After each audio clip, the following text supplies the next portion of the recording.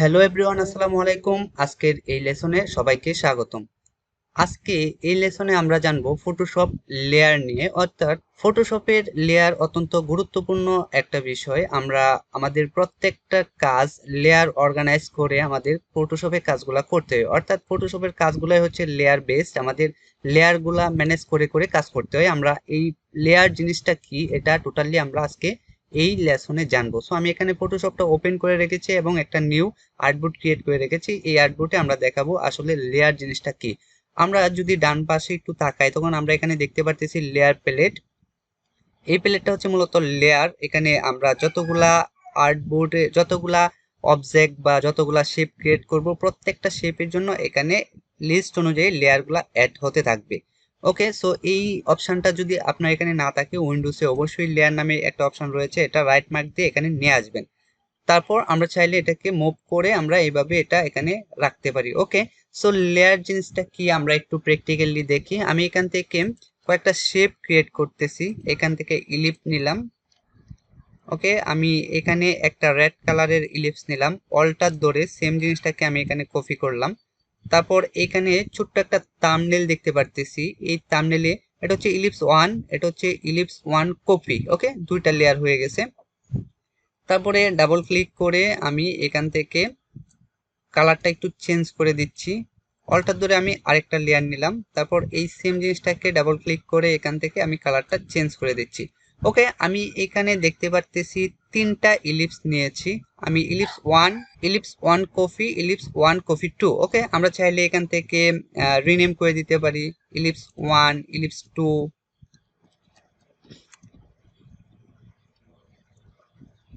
ওকে, just এই নাম, অর্থাৎ এই যে ইলিপস ওয়ান, এটার মধ্যে আমরা যদি ডাবল ক্লিক করি তখন আমরা রিনেম করার অপশন পাবো। এটা হচ্ছে ব্লো ব্লো ইলিপস,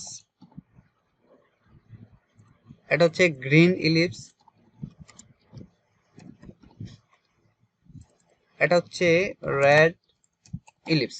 ওকে, সো আমরা এখানে তিনটা লেয়ার দেখতে পারতেছি। এখানে সবার উপরের যে লেয়ারটা সেটা হচ্ছে ব্লো। আমরা যদি ব্লোটাকে আরেকটু দিকে নিয়ে আসি তখন আমরা ইজিলি বুঝতে পারবো জিনিসটা কিরকম।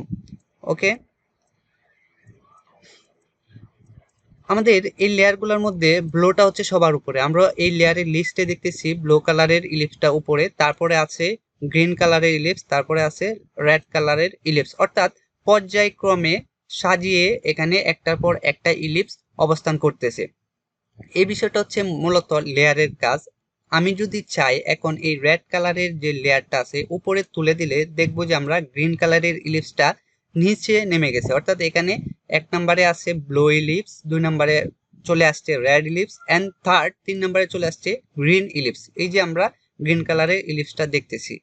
আমরা এখানে আরেকটা বিষয় হচ্ছে, আমরা এটাতে ধরার সাথে সাথে এই যে গ্রিন কালারের ইলিপসটা এদিকে চলে আসছে। এটার কারণ হচ্ছে আমি এখান থেকে ও টু সিলেক্ট নামে একটা অপশন আছে, এটা আমি উঠে রাইট মার্ক দিয়ে দিলাম, যার ফলে আমি যে কোনো শেপে ধরার সাথে সাথে ওই লেয়ারটা এখানে অটোমেটিকলি সিলেক্ট হয়ে যাচ্ছে। দেখেন এখানে গ্রিনে আমি যদি এখন গ্রিনে সিলেক্ট আছে, আমি যদি এখন রেডে ক্লিক করি ওই পাশে দেখবেন যে এই রেডের লেয়ারটা অটোমেটিকলি সিলেক্ট হয়ে যাবে। এখানে ক্লিক করলাম, এখানে ক্লিক করলাম, অটোমেটিকলি সিলেক্ট হয়ে গেছে।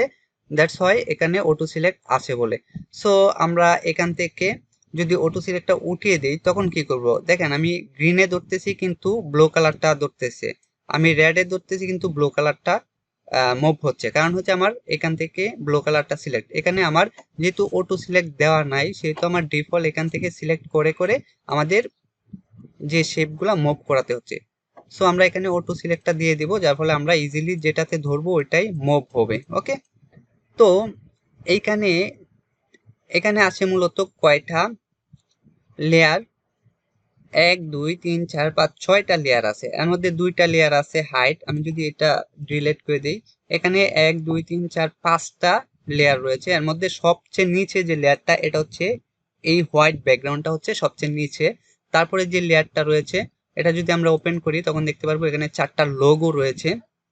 আমরা এগুলা যদি হাইড করে দেই, এটা হচ্ছে চোখ, এখানে ক্লিক করলে এটা হাইড হয়ে যাবে। অর্থাৎ আমরা যখন সেভ করব আমাদের চোখের সামনে যেটা দেখব ঠিক এই জিনিসটাই আমাদের ফটোশপে সেভ হবে। ওকে, সো এখানে চারটা লোগো দিয়ে একটা গ্রুপ করে দিয়েছি। আমি যদি এই তিনটাকে কন্ট্রোল ধরে একসাথে ধরি তারপর কন্ট্রোল জি দেই তখন অটোমেটিকলি গ্রুপ হয়ে যাবে। এটা হচ্ছে গ্রুপ 1। এখানে কি ছিল? 3 ইলিপস। এখানে 3টা ইলিপস ছিল আর এই গ্রুপের মধ্যে আছে 4টা লোগো। আমি যখন এখান থেকে 3 ইলিপসের এই যে 3টা ইলিপসই কিন্তু হাইড করা, যার ফলে আমরা দেখতেছি না। আমরা এখন এটাকে হাইড করে দিলাম, গ্রুপ, এটাকে হাইড করে দিলাম। এখন কিন্তু শুধু ব্যাকগ্রাউন্ড ছাড়া এখানে আর কিছু শো করতেছে না। আমি লোগোটা যদি আবার শো করে দেই, লোগোটা এখানে আমরা দেখতে পারতেছি। আবার যদি ইলিপস গুলা শো করি, ইলিপস গুলো আমরা এখানে দেখতেছি। সো আমরা লোগোটা হাইড করে দিলাম, ইলিপস গুলা দেখতেছি। এখানে কিন্তু এই যে সিলেকশনে আছে কি লেয়ার, অর্থাৎ এই শেপ গুলা সিলেক্ট করার সাথে সাথে কিন্তু আমার ইলিপস গুলা সিলেক্ট হচ্ছে, তাই না? তো আমি চাচ্ছি এখন গ্রুপ সিলেক্ট হবে। তখন কি করব? অটো সিলেকশন থেকে আমরা গ্রুপটা যদি দিয়ে দিই তখন দেখবেন অটোমেটিকলি আমরা এটা শো করে দিলাম। এটাতে দিলে এই যে গ্রুপ 3টা একসাথে গ্রুপ সিলেক্ট হচ্ছে। এখানে যদি আমি ম্যানসে ক্লিক করি তখন এই যে লোগোটার যে গ্রুপটা সিলেক্ট হচ্ছে। ওকে, সো আমরা যদি আরো কিছু অ্যাড করি তখন অটোমেটিকলি উপরে লেয়ার অ্যাড হতে থাকবে। প্রত্যেকটা কাজের জন্য আলাদা আলাদা লেয়ার হবে। এই যে এটার জন্য রেক্টেঙ্গুলার, এই যে একটা রেক্টেঙ্গুলার লেয়ার ক্রিয়েট হয়ে গেছে। তারপর আমি যদি একটু কিছু টাইপ করি, আমি এখানে এই যে লিখলাম, লিখার জন্য একটা ইনস্ট্রাক্টরি একটা লেয়ার ক্রিয়েট হয়েছে। অটোমেটিকলি আমরা যতগুলা এই আর্টবোর্ডের মধ্যে যতগুলা এলিমেন্ট আনবো, শেপ, টেক্সট, ইমেজ, প্রত্যেকটার জন্য একটা একটা লেয়ার ক্রিয়েট হবে। এটাই হচ্ছে মূলত ফটোশপের লেয়ার ম্যানেজমেন্ট। আমাদের প্রত্যেকটা কাজ এই লেয়ারে ম্যানেজ করে বা লেয়ার ধরে ধরে কাজ করতে হবে। অটো সিলেক্ট থাকলে আমরা অটোমেটিকলি এখান থেকে ধরে ধরে আমরা প্রত্যেকটা অবজেক্টকে মুভ করাতে পারতেছি। সো এটাই ছিল মূলত ফটোশপের লেয়ারের কাজ। আশা করছি আপনারা বুঝতে পেরেছেন আমরা মূলত ফটোশপের লেয়ার জিনিসটা কি, কিভাবে লেয়ার কাজ করে। ধন্যবাদ সবাইকে। পরবর্তী লেসনে আবারও দেখা হবে। সেই পর্যন্ত সবাই ভালো থাকুন, সুস্থ থাকুন। আল্লাহ হাফেজ।